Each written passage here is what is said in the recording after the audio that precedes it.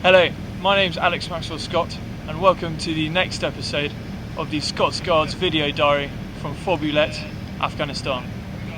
I work as part of the Afghan National Security Forces development team, and this episode we will explore what we, the Scots Guards, do on a day-to-day basis with the ANCOP, the Afghan National Civil Order Police, our partners in this area of Helmand province. We're now going to head to Police Mentoring and Advisory Group. They are from the Royal Dragoon Guards and are attached to the Scots Guards Battlegroup for the duration of Herrick 17. It's their job to mentor the ANCOP day to day, who occupy a number of checkpoints along Route 611.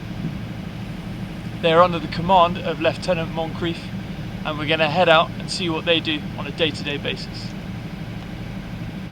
Hello, I'm Monty. I'm from the Royal Dragoon Guards and I'm the pack commander up here in CF Burma. We're currently here in Checkpoint Regan, just doing some work with the 4th Kandak of the 5th ANCOP Brigade. And what's clear is just how friendly these guys are, having come from previously been working in Nowzad and Nad Ali.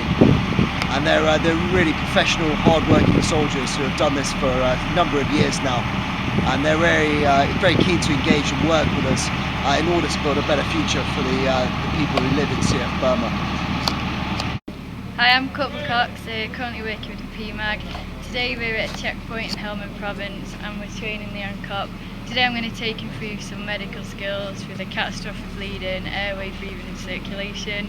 The good guys to work with, they're very keen, wanting to learn the medical stuff, and just hi to everyone at home and just to let you know I'm missing you and thinking of you. How you doing? My name's Cotton Murray from 1 Scots Royal Regiment Scotland. I'm currently in checkpoint Regan, conducting some IE training, what you can see in the background there. Obviously these guys need the training.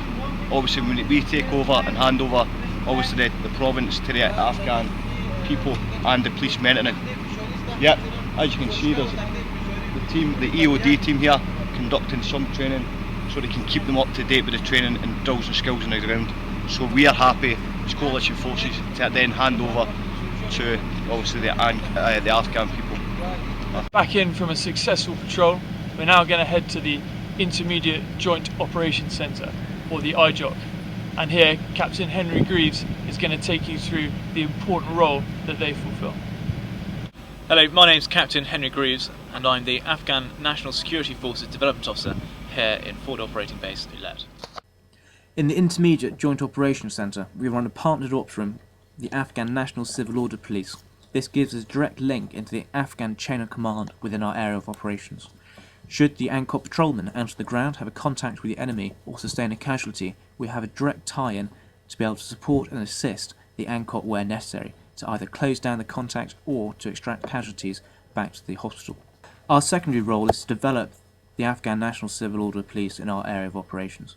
Over the past 2 months we've conducted counter-ID training and low-level medical training to allow the ANCOP to further complete their task of protect the 611.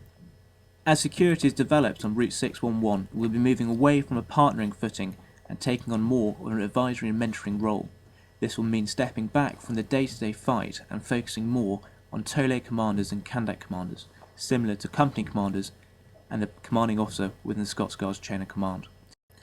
This is an example of the successful transition of the area of operations to meet the 2014 deadline with the withdrawal of British combat troops. And now we're going to go and join the Recce platoon under the command of Lieutenant Matt McLean. It's their job to conduct one-off missions alongside the ANCOP in our area of operations. It is here that the ANCOP's unique knowledge of both the ground and the people has proved hugely valuable. I'm Matt McLean, I am the Recce platoon commander. We did a joint planning and orders process beforehand where I met with the ANCOP commander before we went in, and then he came into the orders, some of our guys, some of his guys, and I told him what we wanted to achieve, and then he told us helpfully what he could provide and some advice. We went to the ground then. He was very good in offering us up some situational awareness and what he could provide on top of that. And when it came to knocking on the door, they took over and spoke to the locals, and really good in calming down all the locals, securing the area, and allowed us to then go and search it in detail. In addition to a fantastic professional relationship, we've also developed close personal ties with our ANCOP partners. This was cemented by a joint bonfire night in checkpoint Pankale a few weeks ago. It was a fantastic evening, and despite some amused looks as to why we had a chap named Guy Fawkes at the top of our fire, everything was explained and it was a brilliant evening. But if the ANCOP were puzzled by a bonfire night, they were truly baffled by our St Andrew's Day celebrations. Despite this, they put in a great effort on the welly throw and the road to Skye.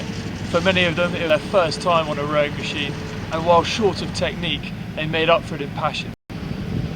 It was a truly international affair, as in addition to the ANCOP, we were also hosting our Danish allies. As you can see, the Scots Guards continue to remain busy in this, the most important of tasks. Thank you for all the support from home, it's hugely appreciated, and we'll see you soon.